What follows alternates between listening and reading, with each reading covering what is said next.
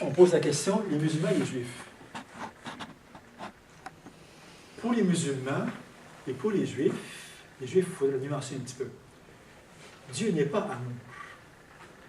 Parce qu'il est un. Étant un, avant que le monde soit, il n'y a personne à aimer, là. Il ne peut pas être amour avant que le monde soit. Donc, sa définition ne peut pas être amour, il n'y a personne à aimer. C'est la grosse logique, là. D'où l'originalité de la foi chrétienne, qui dit vraiment Dieu est amour. Et si on dit ça, il faut qu'on accepte qu'il soit Trinité. Ça ne tient pas debout. Donc la Trinité, c'est pas une question de mathématiques compliquer la vie, là. C'est une exigence absolue, au plan logique, de dire Dieu est amour. Parce que s'il est amour, avant que le monde soit, il faut qu'il y ait pluralité. Et le musulman, il n'y a pas de pluralité en Dieu, ils sont très stricts là-dessus. Et ils ne peuvent pas dire Dieu est amour de façon logique. Ils sont logiques avec eux-mêmes. Dieu est miséricorde, Dieu est plein d'affaires. Mais Dieu n'est pas amour par définition. La miséricorde est une caractéristique du Dieu musulman. Mais ce n'est pas la définition. Ça va?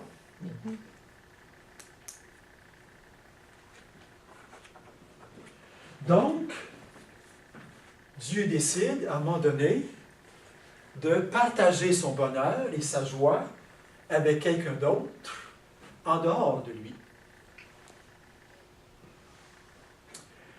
Donc, je m'amuse un petit peu là.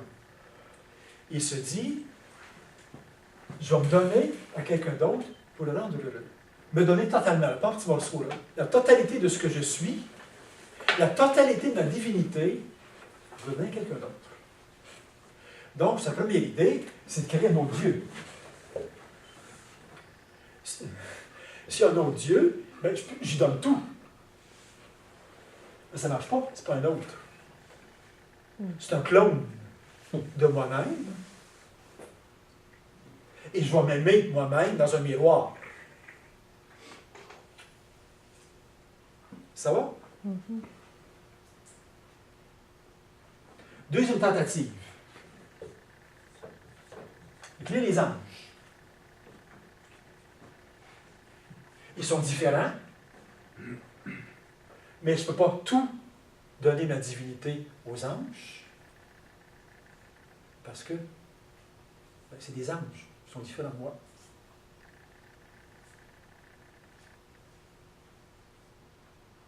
Ça va toujours? Donc, l'ange est quelqu'un de différent de lui. Mais l'ange n'a pas la nature divine, n'a pas la gloire divine. Et surtout, Dieu aurait pu lui décider de donner cette gloire divine-là au... Il aurait créé un autre Dieu.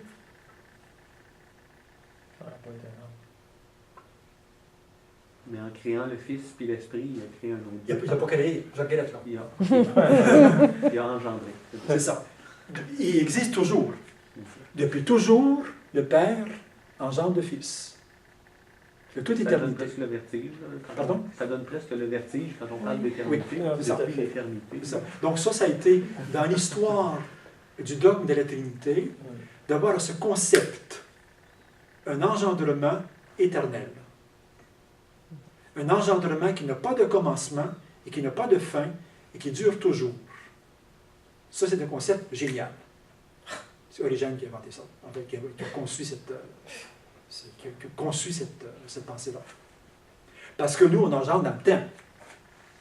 Je ne suis pas père, et un jour, je deviens père.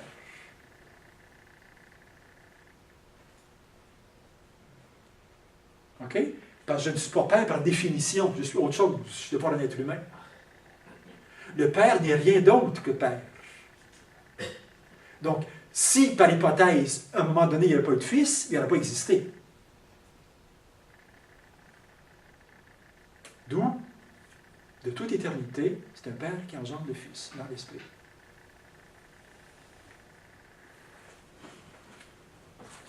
Donc, il crée les anges différents de lui, mais qui ne sont pas Dieu, parce que sinon, ça revient encore à Dieu. Troisième tentative, il crée l'être humain, qui est différent de lui et qui a la possibilité de partager sa nature divine. Parce que l'être humain étant dans le temps, il peut progresser vers. L'ange étant créé en dehors du temps ne peut pas changer, il est comme ça. Ça veut dire que quand il y a eu les anges déchus, ça s'est fait dès leur création. C'est ça. À le moment de la création, certains anges ont dit non. Ça fait les démons. Mais ils ne peuvent pas se convertir, ils ne peuvent pas changer, ils ne sont pas dans le temps. Ils sont en dehors du temps. Pour changer, se convertir, ça prend le temps. Et la matière. La matière et le temps sont liés. Ça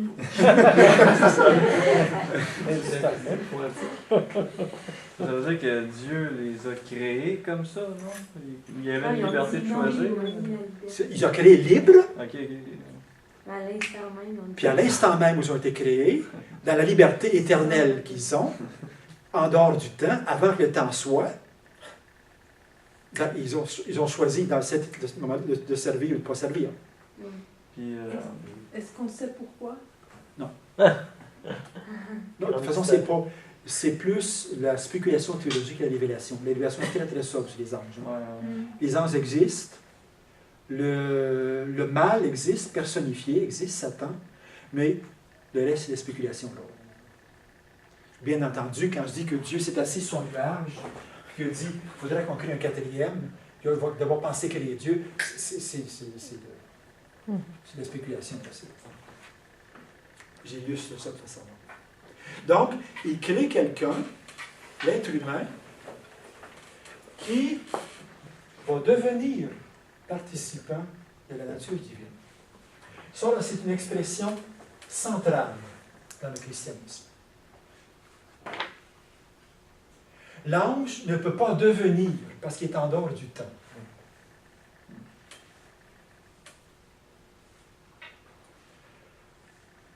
Participant, le gnostique n'est pas participant. Il est de nature divine. Le gnostique. Ça va? Moi, je peux devenir participant.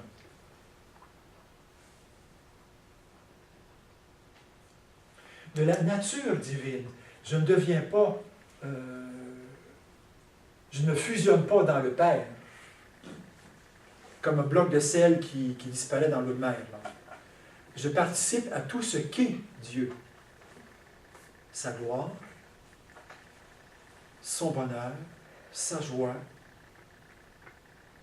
Mais c'est un processus. Je deviens la nature divine.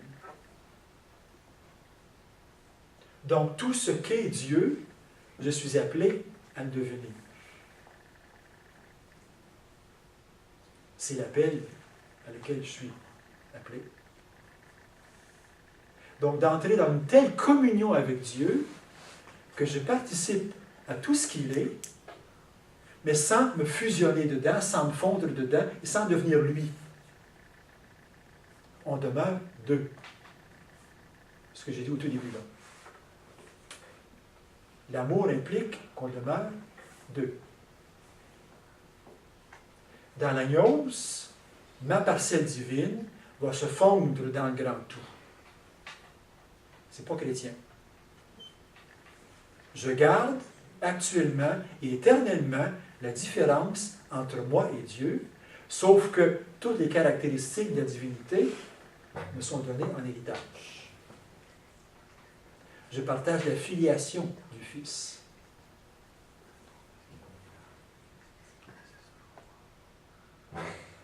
Je sens que ça réfléchit très fort. je reviens, c'est les anges. Là. Oui. Ils sont immuables, fait que dès la création, ils ont décidé quelque chose, de dire oui ou non. Oui. Mais pourquoi ils n'ont pas la liberté de changer? Ils ne sont pas dans le temps. Ouais, ok. Changement implique que je pars d'un état à un autre, Ouais. d'une décision à un autre, et ça implique du temps. Mais c'est drôle parce que dès la création, ils ont eu comme un laps de temps pour dire oui ou non, pour ça s'est C'est fermé ça. là, genre. C'est bizarre. C'est tout. Ok, ouais. Laps de temps étant une façon de parler, donc. Ouais. C'est bizarre. C'est dur à penser. Mais dans le fond, je prends cet exemple-là pour illustrer ce que nous, on est. Ouais. Mais pour interagir avec nous, ils n'ont pas le choix de s'insérer dans le temps quelque part. Oui, bien sûr, parce qu'une fois que le monde a été créé de temps, Mhm. eux aussi entrent dans le temps. Ils s'adaptent à notre réalité comme Dieu s'adapte aussi à notre réalité. Dieu étant éternel, le temps n'a pas d'influence sur lui, mais à partir du monde est créé, il entre dans le temps. Il nous suit dans le temps. Il accompagne le peuple élu. Puis, c'est quoi, comme, mettons, l'amour de Dieu pour les anges? C'est les amitiés Bon. comme eux. Je vais prendre par la question par le autre détour. Quand, encore là, j'hypothèse, quand nous, on a été créés, les anges sont devenus jaloux parce qu'ils se disent, le destin de l'être humain est tellement extraordinaire, ils sont appelés, eux, à entrer dans la Trinité, à partager la vie de la Trinité. Nous, on restera éternellement en dehors de la Trinité, à l'adorer, la contempler, la servir, mais on est en dehors. Eux sont appelés à entrer à l'intérieur, comme être humain. Donc, Dieu aime l'être humain d'une façon et aime les anges d'une autre façon. C'est deux amours qui se manifestent de manière différente. On va retrouver la citation. 1 Pierre 1,12. 1 Pierre 1,12, ça dépend un peu des traductions, disent que la bonne nouvelle qui nous est annoncée, c'est une bonne nouvelle sur laquelle les anges se penchent avec convoitise. Donc, notre salut à nous, j'allais dire, rend jaloux les anges. Les anges ne sont pas jaloux, c'est un péché, les anges ne font pas de péché. Donc, vous voyez ce que je veux dire, là? Notre destin est plus beau et plus grand que celui des anges. Parce que je suis appelé à quelque chose auquel les anges ne sont pas appelés. Ils n'ont pas accédé à cause de ce qu'ils sont. Ils ont leur propre gloire, ils sont des êtres spirituels, ils ont plein des êtres de lumière, il y a plein de choses qu'ils ont, mais nous, à certains niveaux, de plus. Ça va-tu? Oui.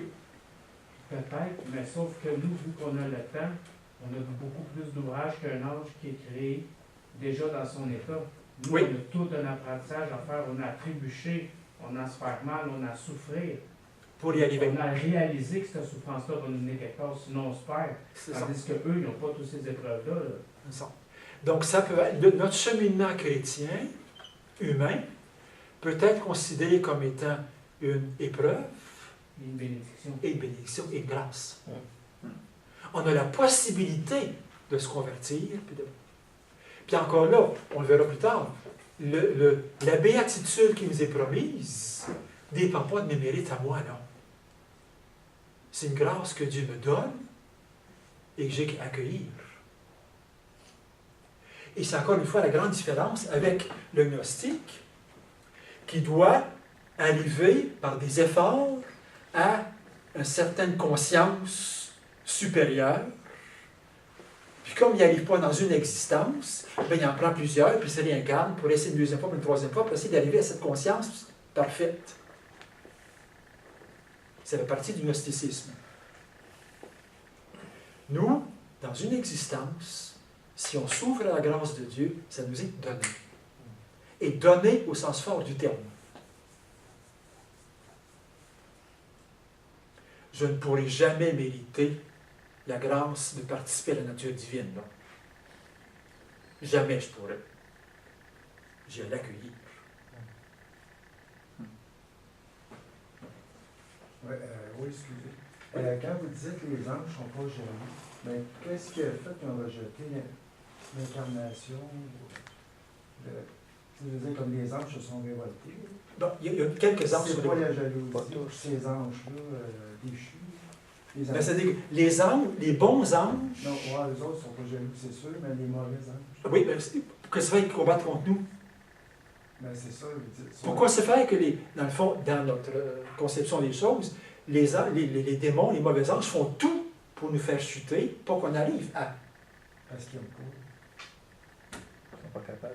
La jalousie et l'orgueil font partie maintenant de la définition de ce qu'ils sont. Mais j'ai une question un peu stupide. Pas grave. Pourquoi est-ce que, philosophiquement, comment on peut justifier que le Seigneur, pourquoi est-ce qu'il n'aurait pas créé les anges hommes pour qu'il n'y ait pas de jalousie, je sais pas. Bon, c'est pour ça que je dis, jalousie est un mot qui essaie de faire comprendre quelque chose. Ce mot n'est pas juste. OK? De toute façon, le texte parle de convoitise. Donc, les anges, je regarde avec admiration. C'est peut-être le mot plus juste. Les anges sont dans l'admiration et l'émerveillement devant le sort merveilleux qui est celui de l'être humain. Parce que, supposons mon ange gardien, Oui. je le néglige beaucoup, là. Oui. Je sais que quelque part, je dis, mais franchement, c'est dommage, non, que ne puisse pas participer. Je ne sais pas, je comprends pas pourquoi le Seigneur aurait fait comme ça. Mais... Ben, il a sa propre gloire, sa propre joie, son propre bonheur, qui n'est pas le nôtre. Ben, tu sais, c'est-tu comme, mettons, que l'ange, quand il a eu son flash, là, Oui. ben, quand en même temps, il savait que c'était comme, il choisissait d'accompagner aussi en même temps, vu qu'il n'y a pas de temps, tu sais, donc il acceptait genre cette mission-là, d'aimer, Ben, d'accompagner. c'est d'accompagner, c'est venu avec le temps, C'est ça. dans l'histoire. Ouais, c'est ça. Fait que, tu sais, fait que c'est pour ça qu'il y en a peut-être, et du coup, ils ont dit non, tu sais, moi, je veux pas, j'accompagnerai pas ceux-là, ils sont bien plus privilégiés que moi. Mystère. Bon, je reviens maintenant aux êtres humains, c'est parce que c'est plus important que les anges pour le moment. Donc, l'objectif de Dieu, quand il a créé l'être humain, c'est d'avoir enfin quelqu'un de différent de lui, en qui il pourrait déposer tous les bienfaits qu'il porte dans son cœur. Tout son amour, toute sa joie, l'objectif c'était ça. Il y avait une question dans l'Ancien catéchisme que vous n'avez pas connue. Pourquoi Dieu nous a-t-il créés? Et la réponse était pour le connaître, l'aimer et le servir, et être là avec lui dans la vie éternelle. Réponse qui est fausse. Dieu nous a créés pour le connaître, ça va. Il ne nous a pas connaître pour l'aimer. Il nous a connaître pour que lui puisse nous aimer. Il n'avait pas besoin, lui, d'être aimé en soi. Mais il voulait avoir quelqu'un à qui se donner. Parce que par définition, il ne peut pas faire autrement. C'est ça. Il ne peut pas faire autrement. Il est amour. Il est amour, donc il ne peut pas faire autrement qu'aimer l'autre. Et s'il veut que nous, on l'aime en retour, c'est qu'il sait que l'aimer en retour, c'est notre bonheur. Mais il n'a pas besoin d'être aimé, lui, en soi. Ça va-tu? Donc, son besoin, c'est pas d'aimer. Ben, Son besoin, c'est d'aimer. c'est d'aimer. Oui. C'est ça.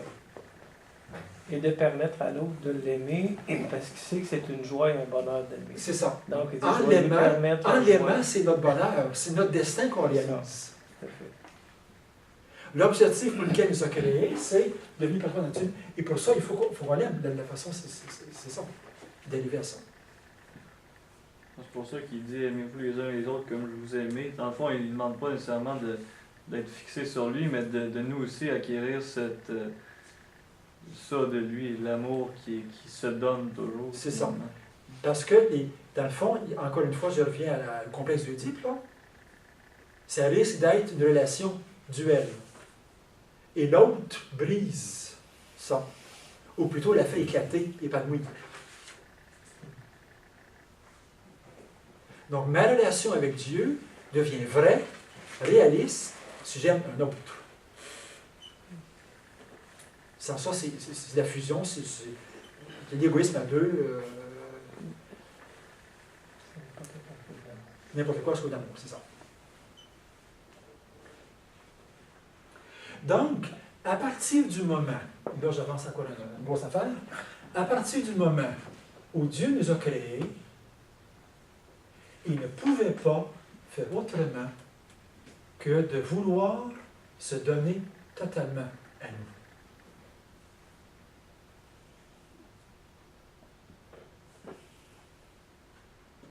Ce qui fait que la croix n'est pas une erreur de parcours. La croix fait partie du projet de Dieu dès l'origine. Parce qu'à la croix, qu'est-ce qui se passe? Dieu se donne totalement à nous. Et son objectif, c'est quoi? C'est d'arriver à se donner totalement à quelqu'un d'autre, qui est l'être humain.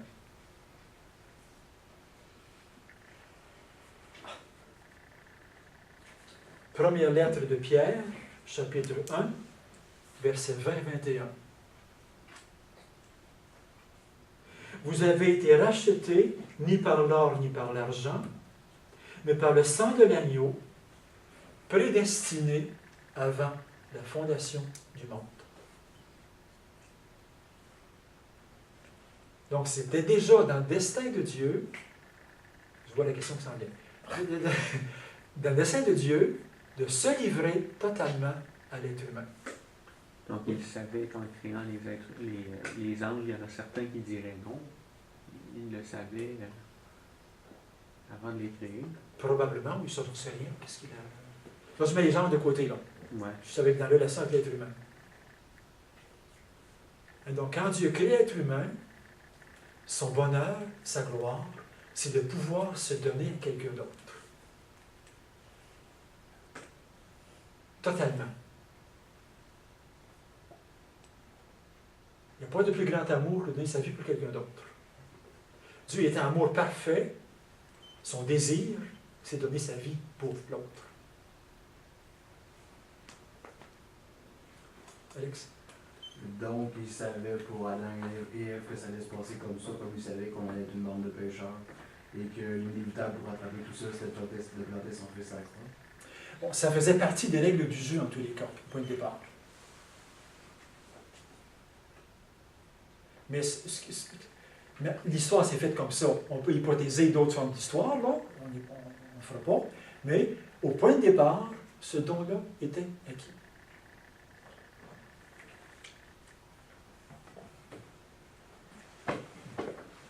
Donc la croix était inévitable.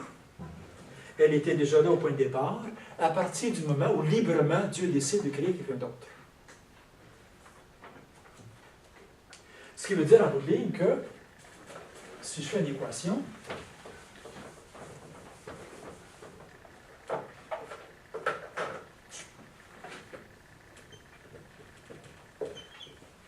création de l'être humain égale problème. Parce que justement, l'être humain est libre. Donc il peut, comme tu dis, ne pas répondre. Et Dieu va essayer de régler les problèmes. Donc il essaye avec Adam de faire l'alliance, de faire entrer Adam dans son projet. Ça ne marche pas.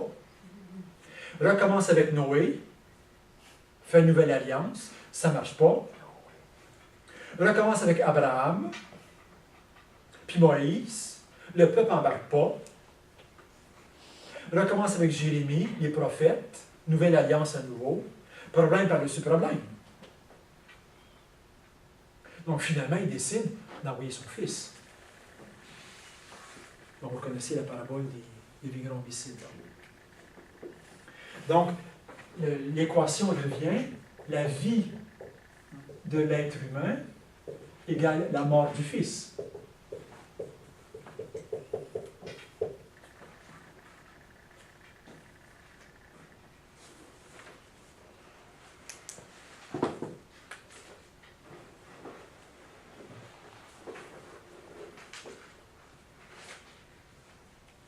Donc la croix n'est pas une erreur de parcours. La croix est quelque chose d'inévitable dans la relation entre Dieu et nous.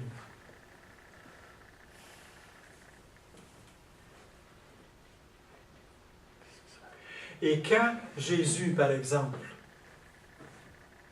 se met aux pieds de ses disciples pour laver les pieds de ses disciples, qui me voit voir le Père. Il dit la relation du Père avec nous. Je reviens à la définition du catéchisme de tantôt. Pourquoi Dieu nous a-t-il créés? Pour le connaître, l'aimer, le servir et être heureux avec lui à la vie éternelle. Bon, le connaître, ça va. L'aimer, j'ai déjà mis beaucoup de bémols, puis je disais pas vrai. Il ne nous a pas créés pour l'aimer, il nous a créés pour avoir quelqu'un à aimer. Catéchisme continue, créé pour le servir. Il nous a créés pour avoir quelqu'un à servir. Ce que Dieu veut, c'est se mettre à notre service.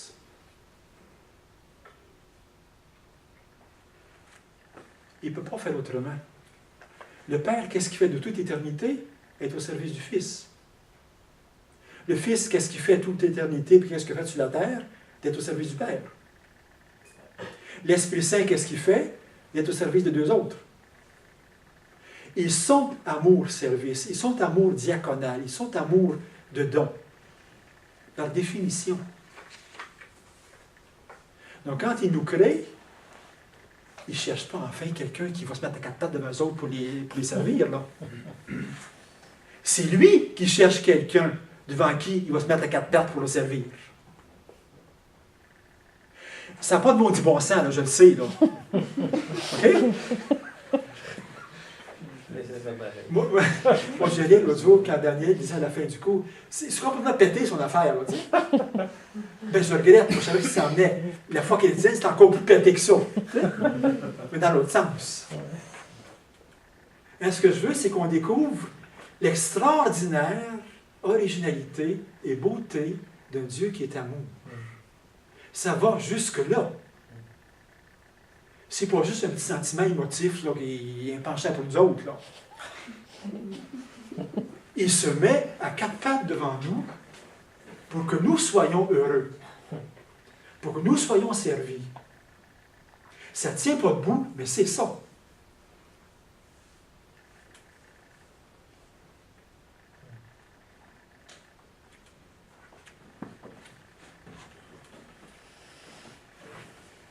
Donc, quand Jésus se met à quatre pattes devant ses disciples, il continue de dire encore beaucoup plus qu'avant qu'il me voit voir le Père. Il le dit comme jamais. Et ce qui est intéressant, c'est que le lavement des pieds qu'on aura jeudi, bon, dans l'Évangile de Jean, c'est l'introduction à la Passion. C'est la clé de lecture. Si vous voulez comprendre ce qui s'en vient, là, lisez le lavement des pieds et ça explique tout le reste. Comme dans le Triduum pascal qu'on va célébrer, le lavement des pieds qu'on va faire jeudi saint explique tout le reste. Et vous ne comprendrez rien si vous n'êtes pas capable de comprendre avec cette clé-là. Je suis venu pour vous servir jusqu'au bout. Je suis venu pour manifester un Père qui vous a aimé jusqu'au bout.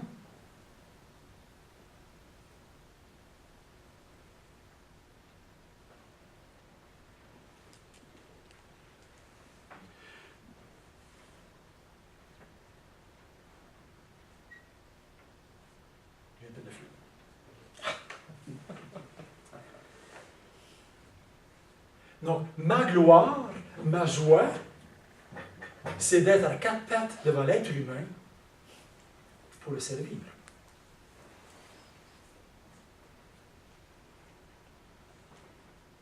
Ça n'a pas toujours été vu de même. Pardon? Ça n'a pas toujours été vu comme ça. Mais non, c'est évident. Et pourquoi ça n'a pas été vu comme ça? Parce qu'on était pogné avec l'être. C'est très amusant. Saint Thomas d'Aquin, quand il parle de l'amour, il a bien de misère avec, parce que l'amour, en philosophie, c'est une passion.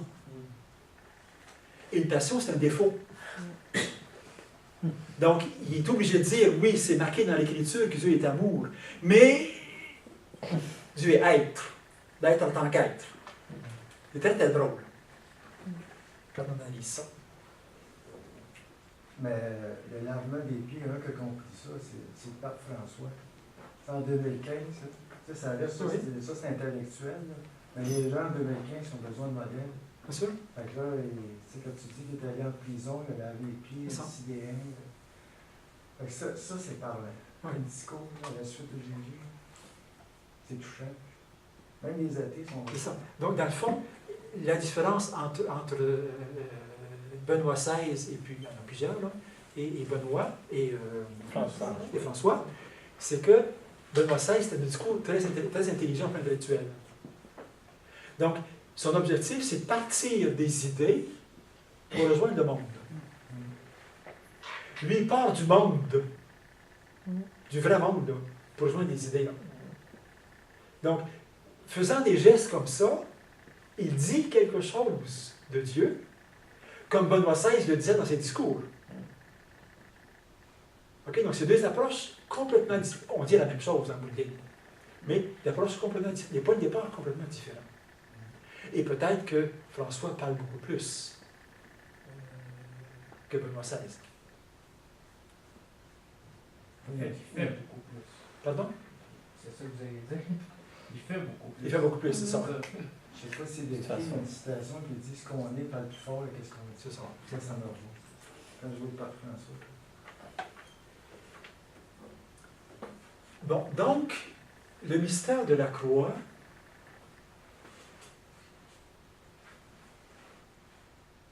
non, c'est un détour. Bon, là, on parle de l'amour, c'est beau, gentil et généreux, puis ça nous émeut. Mais c'est pas si facile que ça à accepter. Avez-vous déjà lu comme il faut la parabole du Fils prodigue? Bon, la parabole du Fils prodigue, généralement, quand on la lit comme chrétien, c'est dans le contexte d'une situation pénitentielle, puis on se met dans la peau du Fils prodigue qui revient à la maison du Père, beaucoup de contrition. Bon, pas ça pendant tout. La parabole du Fils prodigue s'adresse à des gens corrects, à des gens qui sont en relation correcte avec le Père et qui se rendent compte qu'il y a le frère, l'autre, là, qui a mené une vie de cabochon, qui a profité de la vie, puis qui lui rentre à la maison. Il n'est même pas obligé de s'excuser. Il rentre gratis. Il a tous les privilèges que lui a pris énormément de temps à avoir puis mériter. Lui, il les a gratis. Puis le pire, c'est que pour fêter ça, on prend le veau gras. Puis le veau gras est à qui? C'est à moi. Parce que son héritage à lui, il l'a gaspillé, là. Hein? Vous voyez la problématique, là, OK? Donc, Jésus dit à des gens, écoutez, le Dieu, là, le Père, il aime tout le monde, de façon égale. Il n'aime pas à cause de nos mérites, il aime parce qu'il est Père, point. Il aime tous ses enfants, peu importe ce qu'ils ont fait. Moi, je suis un bon chrétien, j'ai 7 offices par jour, je jeûne pendant le carême, puis je fais plein d'affaires pour mériter l'amour de Dieu. Puis l'autre, comme ça, ça ne passe pas, ça, là.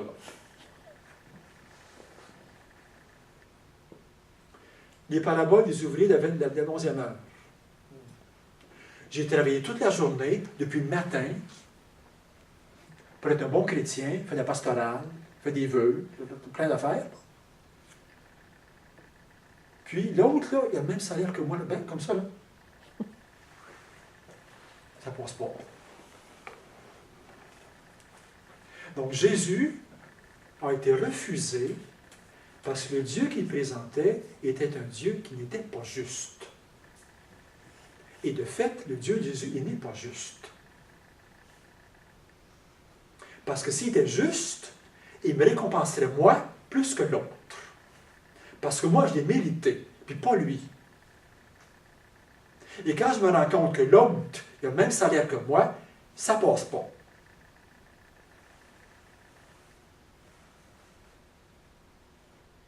Je comprends très très bien la réaction des pharisiens d'époque. Donc là, ils se sont dit, ou Jésus est fou, là, il faut l'éliminer puis il est dangereux, ou Dieu il est fou. Comme Dieu ne peut pas être fou, parce que Dieu est juste, c'est Jésus qui est fou. Donc, on l'élimine. On a tué Jésus parce que le message qu'il présentait était totalement inacceptable dans la société de son temps, puis encore en grande pratique aujourd'hui. Mais pourquoi que, genre, des fois, Jésus dit, tu sais, dans les derniers temps, le monde sont jugés, puis mes brebis à moi me connaissent, puis ceux qui sont plus mes brebis, ben, ils vont aller dans le feu de l'enfer. Il ne dit pas ça. Ben, il dit dans un autre terme, là, il dit quand je vais revenir, ça va être, il parle du jugement. Oui. C'est ça. Donc, tout cet aspect-là aussi qu'il faudra... C'est après ça aussi, les autres, là, ben, c'est comme ça, pas, les apôtres aussi, par des petits. C'est ça. Donc, à chaque fois que Jésus parle de la GM, il dit, si vous refusez mon message, c'est une terrible possibilité. OK? Il n'y a jamais quelqu'un, toi tu vas aller en enfer. Jésus n'a jamais dit personne. Mais il n'a pas dit à Judas qu'il aurait mieux valu qu'il ne soit pas né. Ouais, c'est dans l'évangile de Marc ce matin, aussi, c'est le borderline. Ça, dans... C'est borderline. C'est le borderline. Je prends Judas au vol. Dans certaines traditions juives, dans certaines communautés juives, le père de famille, au cours du repas pascal, c'est le père de famille qui préside la célébration. Hein? Le père de famille, dans le repas pascal, prend une bouchée, la trempe, un morceau de pain azime, la trempe dans la confiture aux dattes, et la donne à un de ses fils, pour l'année qui vient, son fils préféré. En sens qu'il y a dans une famille, de temps en temps, un des enfants qui a plus de difficultés à l'école, qui a des misères un petit peu. Donc, l'attention du père va vers celui-là plus que vers les autres. Parce qu'il y a une passe difficile, puis il en a plus besoin, et ainsi de suite. Donc, c'est une façon pour le père de dire, de la Pâque de cette année-ci, jusqu'à la Pâque de l'année prochaine, mon attention, mon affection, va être davantage pour toi, pour mes autres enfants. OK? Il prit la bouchée, la donna à Judas. Tu es, d'ici la Pâque de l'année prochaine, mon disciple préféré. Tu as une passe difficile, mon attention va davantage vers toi que vers les autres. D'ici la Pâque de l'année prochaine, Jésus savait que c'est sa dernière Pâque. Il n'y en avait pas d'autres après. Et la prochaine Pâque, c'est dans l'éternité. D'ici à l'éternité, c'est toi qui es mon disciple préféré. Judas prit la bouchée et Satan entra en lui. Liberté. Il peut ne pas choisir. Judas sortit, il faisait nuit.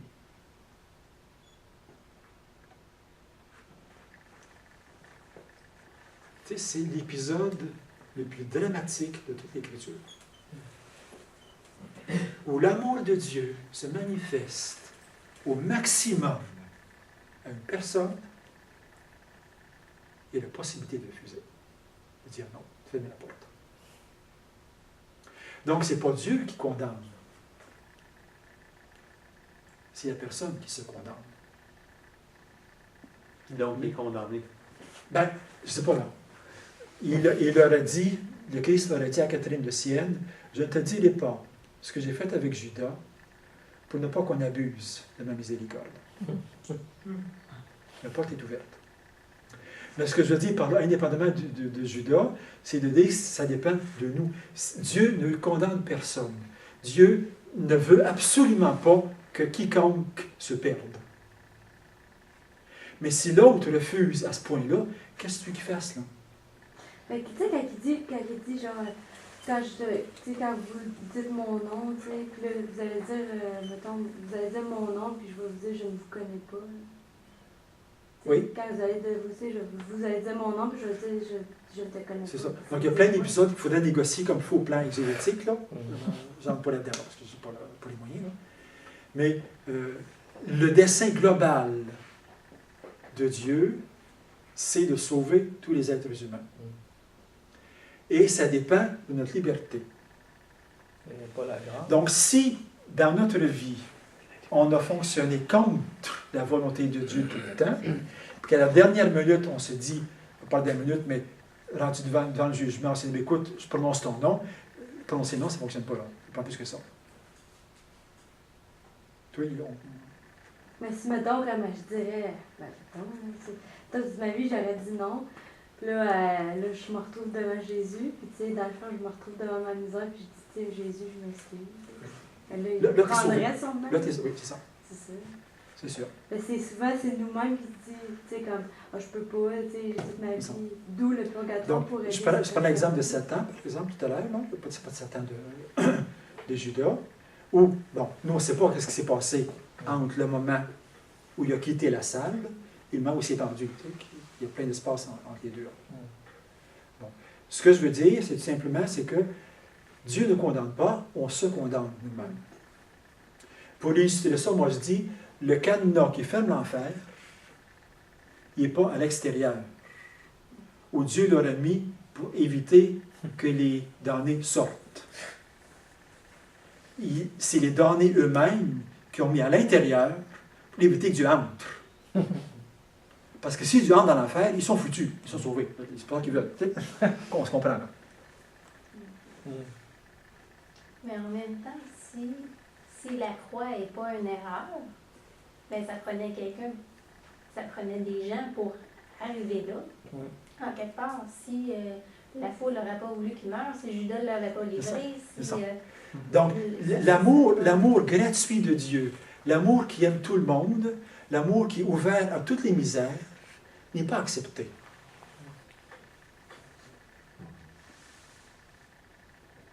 Je refuse que Dieu aime mon frère cadet. De là, toutes les conséquences. Okay. Attends, il va juste finir avec ça, là. Vous voyez ce que je veux dire, là? L'amour gratuit de Dieu qui aime tout le monde égal, je le refuse. Parce que moi, je mérite d'être aimé plus que les autres. C'est ça qui est drame. Donc, l'amour gratuit de Dieu, il est refusé. Et c'est pour ça qu'on le condamne. C'est pas tout le monde qui l'a condamné. C'est ceux qui étaient des justes. C'était la bonne classe de la société, le grand prêtre et compagnie, là,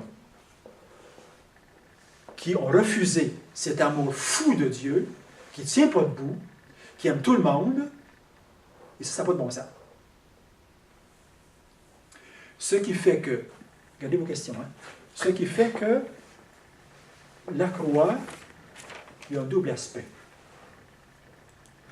Écoutez comme il faut, là. D'un côté, c'est la tragédie de l'amour de Dieu qui est refusé. Jésus, on le chipe dehors de la façon la plus atroce possible. On n'en veut pas. Tu es un faux prophète, tu es un blasphémateur, ton Dieu est fou, on n'en veut pas. On l'élimine. Donc, c'est la tragédie de l'amour gratuit de Dieu qui se manifeste et qui est éliminé, d'un côté. L'autre aspect, c'est la croix, le mystère du calvaire, c'est l'immense fête de Dieu qui a enfin réussi à se donner à quelqu'un totalement jusqu'au bout. Je reprends ça, c'est assez important que je le prenne. L'objectif de Dieu, quand il nous a créés, c'est d'arriver à se donner totalement à quelqu'un d'autre pour son bonheur. Pour le faire exister, le faire grandir, le faire être.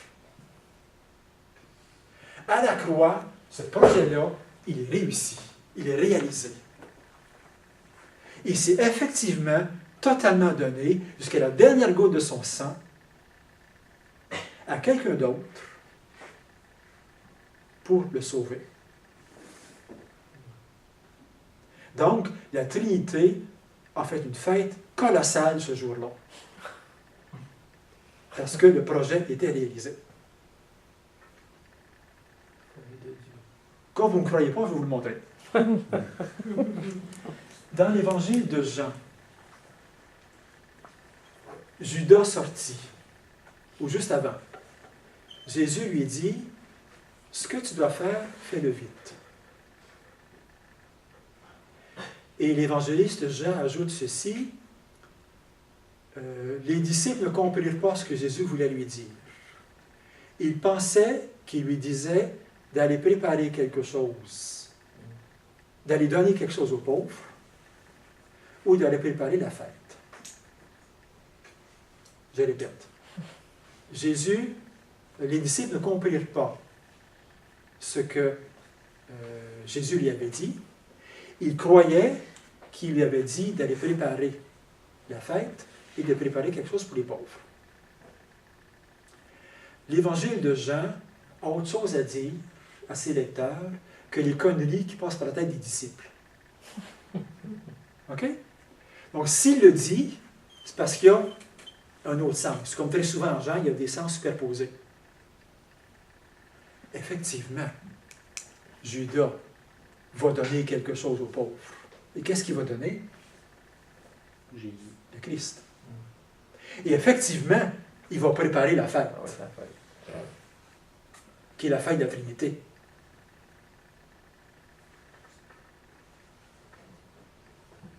OK?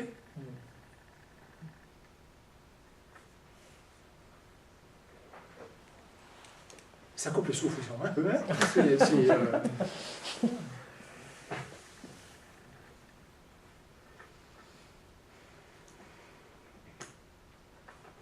Donc, c'est, le cours se termine, c'est la beauté, la splendeur de notre foi chrétienne et du Dieu qui est le nôtre. Oui, une question? J'avais une question. En fait, je ne sais pas si c'est pertinent maintenant, mais peut-être que c'est naïf, je ne sais pas, mais vous parlez comme de, OK, refuser ou accepter, mais je comprends ce que ça veut dire concrètement, refuser l'amour de Dieu. Je comprends ce que ça veut dire intellectuellement accepter l'amour de Dieu, mais dans la, concrètement, accepter, qu'est-ce que... C'est quoi? Bon. Quand j'étais enfant, j'étais colossalement têtu. Au point que, quand mes parents ne voulaient pas me donner quelque chose que je voulais avoir, je leur disais, je vais arrêter de respirer. J'arrêtais de respirer jusqu'à ce que je perde connaissance. Bon. Une fois que ça connaissance, il m'a ramassé, je me mettais à respirer. Bon. Heureusement, ils n'ont jamais cédé. Parce que j'aurais été un tyran. Bon. Mais quand je jouais avec mes petits frères et mes petites sœurs, puis qu'on se chicanait, et qu'elles me mettaient dans le coin, en pénitence, je restais dans le coin très longtemps. Je savais que la seule chose que j'avais à faire, maman, je m'excuse. Et j'aurais pu être heureux d'aller jouer avec mes frères et mes sœurs. Mais je refusais de demander pardon. Je refusais de m'excuser. Je préférais être malheureux dans mon coin le plus longtemps possible plutôt que de dire « Maman, je m'excuse. Je peux t'arriver avec les autres? » Elle aurait dit oui tout de suite. Elle entendait juste ça. Puis elle était peut-être encore plus malheureuse que moi de voir dans le coin. Parce que moi, je voulais rester dans le coin, elle ne voulait pas que je reste. Bon. Donc, c'est ça, refuser et accepter. Donc, il y a la capacité en nous de refuser, de dire non. Ça répond à la question? Non. Reformule-la. Comment est-ce que ça se manifeste, ce don-là, comme... Je veux dire, en tout cas, c'est pas grave. De multiples manières. De multiples manières. On a probablement chacun notre façon propre d'entrer dans le projet de Dieu, d'accepter qu'il nous aime, puis d'aimer en retour. Il n'y a pas de grille toute faite d'avance là, de cette façon-là. Prends les personnages de l'Évangile, sur Marie-Madeleine, Zachée, relis ces personnages-là, là, puis regarde comment est-ce qu'eux ont accueilli, puis comment d'autres ont refusé d'accueillir. Et l'amour gratuit de Dieu qui se manifeste le jour du sabbat, non. C'est pas selon les règles. Et la foule qui s'enthousiasme. Mais chacun des personnages a sa propre façon, dans son vécu, d'accueillir l'amour de Dieu et de répondre. Oui. Ben c'est ça, c'est parce que la façon la plus simple, c'est ce que Jésus a dit, aimez-vous les uns les autres. Si tu veux... C'est ça, mais là, je m'excuse, on est déjà dans la conséquence. Oui. Il y a d'abord accueillir l'amour de Dieu, et si je l'accueille, un des signes, c'est de répondre à son amour et d'aimer les autres. Il ne m'aimera pas parce que j'aime le voisin. L'amour du prochain est une conséquence de l'amour déjà accueilli. Zachée accueille Jésus chez lui. En conséquence, il va donner ses biens aux pauvres. Mais ce n'est pas parce qu'il a donné ses biens aux pauvres que Jésus l'aime. OK? Je vais juste corriger un petit peu de ta conception. C'est bien. C'est ça. Julien? Dans le fond, c'est les sacrements qu'on vit, comme le sacrement du pardon, c'en est un. C'est une belle manière, ça, de se confier à Dieu, comme ça, puis de parler, puis de savoir que son amour tombe sur nous. C'est ça. Mais c'est déjà une façon chrétienne. Ouais, donc, j'ai déjà accueilli dans la démarche chrétienne l'amour de Dieu, et là, je refais l'alliance qui est toujours un peu bancale parce qu'on est ce qu'on est. Mais c'est sûr que dans le processus du cheminement chrétien, c'est une façon de réaccueillir à nouveau l'amour qui m'est donné gratuitement. Vous avez dit que c'est pas parce que Zachée a donné ses biens aux pauvres qu'il a été aimé de Jésus. Oui. Par contre, à un autre moment donné, Jésus il dit à la femme adultère, parce qu'elle a beaucoup aimé, ses nombreux péchés lui sont pardonnés. Donc là, il faudra voir les textes authentiques de l'Écriture. C'est très, très, très discuté au plan exégétique, cette phrase-là. Parce que c'est le seul cas où l'amour de Dieu est conditionnel. Et le texte n'est pas clair du tout là, en grec. Je ne peux pas rentrer là-dedans, je ne connais pas assez de toute façon, mais Daniel est confirmé, là, c'est... Oui. Oui, moi, ce que j'ai envie de faire ça, c'est suite à ça, au niveau de l'adhésion de l'amour et tout ça. Aujourd'hui, dans l'Évangile, il y a les deux bandits crucifiés avec Jésus. Oui. C'est ça, puis aujourd'hui, ça m'étonnait de lire ça. Les deux l'injuriaient. Oui. Puis un autre évangéliste, lui, il regarde ça différemment. C'est probablement qu'il a vécu ça différemment dans sa sensibilité. Il y en a un des deux qui s'est converti. Oui. Selon moi, c'est en regardant Jésus, comment est-ce qu'il a accueilli ça, du non-amour des autres, lui, il continuait d'aimer. Quand il y en a un des deux, ça l'a converti, ça l'a rejoint. Puis il y a eu une belle relation d'amour avec Jésus. Fait qu'il y en a un qui l'a rejeté, il y en a un qui l'a accueilli son amour. Exactement. Ça, et qui sont tous les deux dans exactement la même situation. Oui, c'est ça. C'est juste l'ouverture du cœur qui fait la différence. Un n'a pas plus de mérite que l'autre. C'est pareil. Un ouvert. C'est ça. Un était ouvert, puis l'autre était ouvert. On ne sait pas encore ce qui s'est passé après. Ouais, c'est c'est ça. peut-être l'autre après. C'est ça. C'est ça. Exactement. Oui, parce que Dieu veut sauver tout le monde. Dieu aime tout le monde. Donc là, je suis bien conscient qu'il y a plus de questions que de réponses, mais au moins, il y a des bonnes questions. On va descendre les 200 pas par mesure, puis on continue. De toute façon, j'ai encore pour au moins 2 autres rencontres à brasser les choses là-dedans. Parce que là, on a vu un peu qui est Dieu. Il faudra voir la prochaine fois comment Dieu entre en relation avec nous. Comment est-ce que nous, on peut ne pas répondre à la relation, parce qu'on est invité à répondre. Il y a plein de choses encore là-dedans. C'est des choses. Merci. Merci beaucoup.